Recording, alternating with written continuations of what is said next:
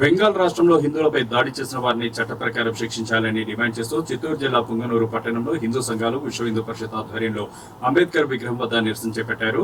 ఈ సందర్భంగా మమతా బెనర్జీని చిత్రపటాలను దగ్ధం చేశారు. ఈ సందర్భంగా హిందూ సంఘాల సభ్యుడు త్రిమూర్తి రెడ్డి మాట్లాడుతూ రవీంద్రనాథ్ ఠాగూర్ వంటి మహనీయులు జన్మించిన పశ్చిమ బెంగాల్ రాష్ట్రంలో హత్యా రాజకీయాలు దమనకాండాలు జరగడాన్ని ఖండిస్తున్నామని అన్నారు. హిందువులపై దాడి చేసిన వారిని వెంటనే గుర్తించి చట్ట ప్రకారంగా కఠినంగా శిక్షించాలని డిమాండ్ చేశారు.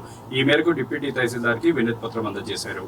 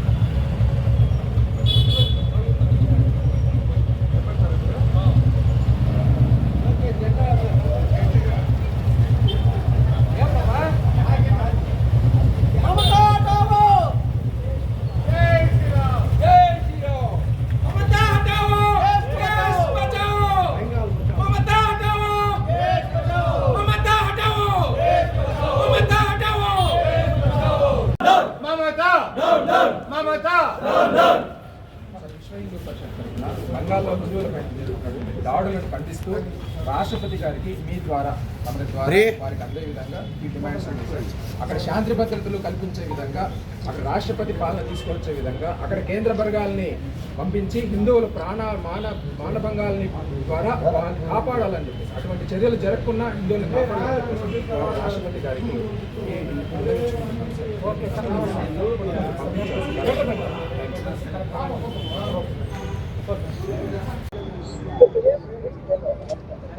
వెస్ట్ బెంగాల్లో గత కొద్ది రోజులుగా హైందవుల మీద జరుగుతున్నటువంటి దాడులను ఖండిస్తూ దేశవ్యాప్తంగా విశ్వ హిందూ పరిషత్ పిలుపు మేరకు పలు రకాలైనటువంటి నిరసన కార్యక్రమాలని తెలియజేయడం జరుగుతుంది.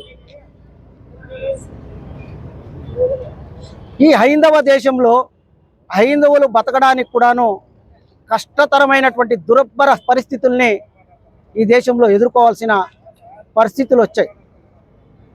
మమతా బెనర్జీ గారు అనే దానికన్నా మమతా బెనర్జీ ఆమెను ఏకవచనంతోనే సంబోధించాలి. అన్ని మతాలు నాకు సమానమే, ఈ దేశంలో ఉన్నటువంటి వాళ్ళందరూ నాకు గౌరవనీయులే అని చెప్పేటువంటి మమతా బెనర్జీ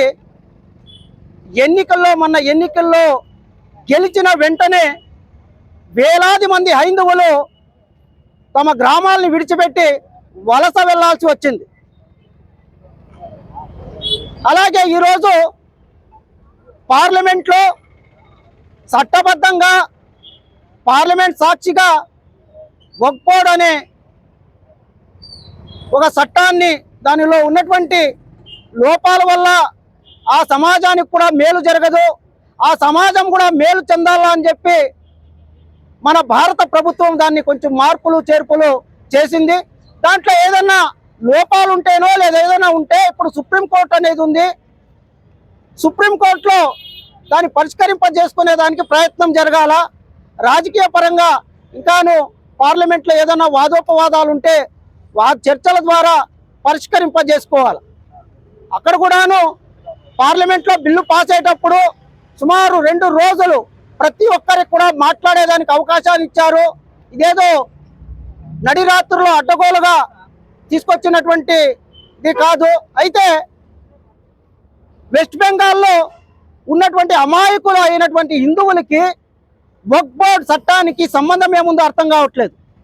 అక్కడ ఉన్నటువంటి హిందువుల మీద దాడులు చేయడము, వాళ్ళ ఆస్తుల్ని నష్టం చేకూర్చడము, వాళ్ళు అక్కడి నుండి వలస వెళ్ళేటువంటి దుర్భర పరిస్థితులు సృష్టించబడము అనేది ఇది సభ్య సమాజము హర్షించదగినటువంటి విషయము కాదు.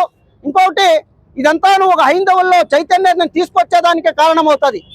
ఎందుకురా అంటే మనకు స్వతంత్రం సిద్ధించినప్పుడు ఈ భారతదేశంలో 7% ఉన్నటువంటి మైనారిటీలు ఈరోజు 20% ఎగబడ్డారు. అయితే అదే పాకిస్తాన్లో 21% ఉన్నటువంటి మైనారిటీలు 1.7% దిగొచ్చారు. అంటే అక్కడ ఉన్నటువంటి హిందువులు ఏమైపోయారు? ఇట్లా పలు రకాలుగా భారతదేశాల్లో అల్పసంఖ్యాతుల మీద పలు రకాలైనటువంటి దాడులు జరుగుతున్నాయి. వాళ్ళని హతమారుస్తున్నారు, మతం మారుస్తున్నారు, పలు రకాలుగా హింసిస్తున్నారు. అయితే ఇక్కడ ఉన్నటువంటి అల్పసంఖ్యాతులు 8% ఉన్నటువంటి వాళ్ళు 20% వచ్చేదానికి స్వేచ్ఛాయుతమైనటువంటి జీవితాలు ఇక్కడ గడపడానికి ఈ భారత ప్రభుత్వము ఇక్కడ ఉన్నటువంటి హైందవులు ఎన్నో రకాలుగా సహాయ సహకారాలు అందిస్తున్నారు. మైనార్టీ వర్గీయులు కూడాను మొన్ననే బంగ్లాదేశ్లో హైందవుల మీద విపరీతంగా దాడులు జరిగాయి. అక్కడ ఉన్నటువంటి అల్పసంఖ్యాతుల మీద. ఇక్కడ ఉన్నటువంటి అల్పసంఖ్యాతులు ఆ దాడులు ఎవరు ఖండించలేదు.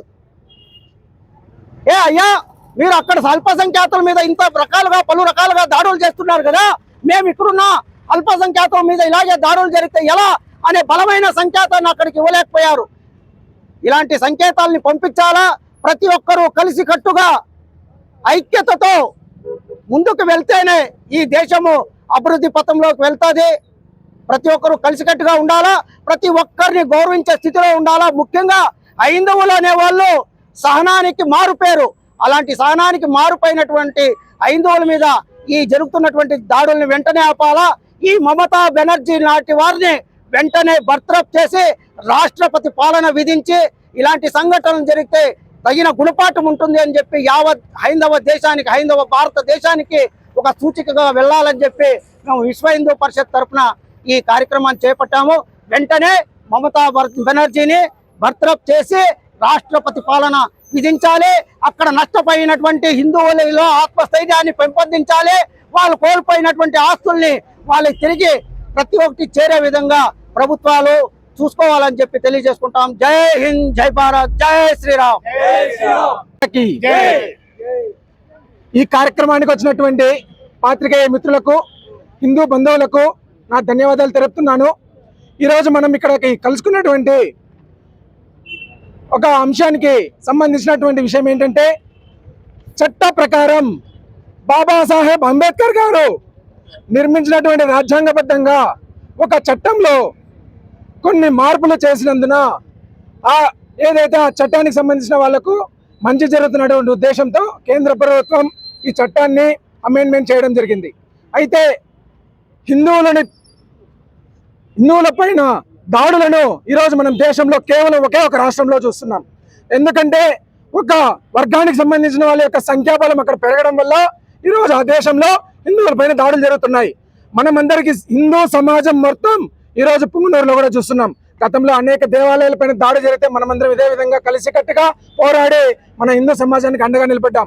అయితే ఇంకోసారి ఇలాంటి హిందువుల పైన దాడులు జరిగితే హిందూ సమాజం తీవ్రంగా ఖండిస్తుందని, ఎటువంటి చర్యలకైనా సిద్ధపడుతుందని ఈరోజు మన భారతదేశ రాష్ట్రపతి ద్రౌపది ముర్ము గారికి ఒక 5 డిమాండ్లను, 5 కోరికలను కోరుతూ శాంతి భద్రతలు దేశంలో తీసుకురావాలని చెప్పేసి బెంగాల్లో వెంటనే రాష్ట్రపతి పాలన తీసుకురావాలని, అలాగే బెంగాల్లో హింసకు దారి తీసినటువంటి విషయాలపైన NIA దర్యాప్తు జరిపించాలని, అదేవిధంగా బెంగాల్లో శాంతి భద్రతలను నిర్వహిస్తూ అక్కడ కేంద్ర బలగాలు వెంటనే దింపాలని చెప్పేసి, అలాగే బంగాళాదేశంలో రోహింగ్యా లాంటి ప్రాంతం నుంచి అనేక మంది అక్రమంగా ఈ దేశంలోకి ముస్లింస్ చొరబడి ఈ దేశంలో ఉన్నటువంటి అనేక శాంతి భద్రతలకు హాని కలిగిస్తున్నారు. వీటన్నిటిపైన చర్యలు తీసుకోవాలని చెప్పేసి రాష్ట్రపతి ముర్ము గారికి ఈ వినతి పత్రం ద్వారా విన్నవించుకుంటున్నాం.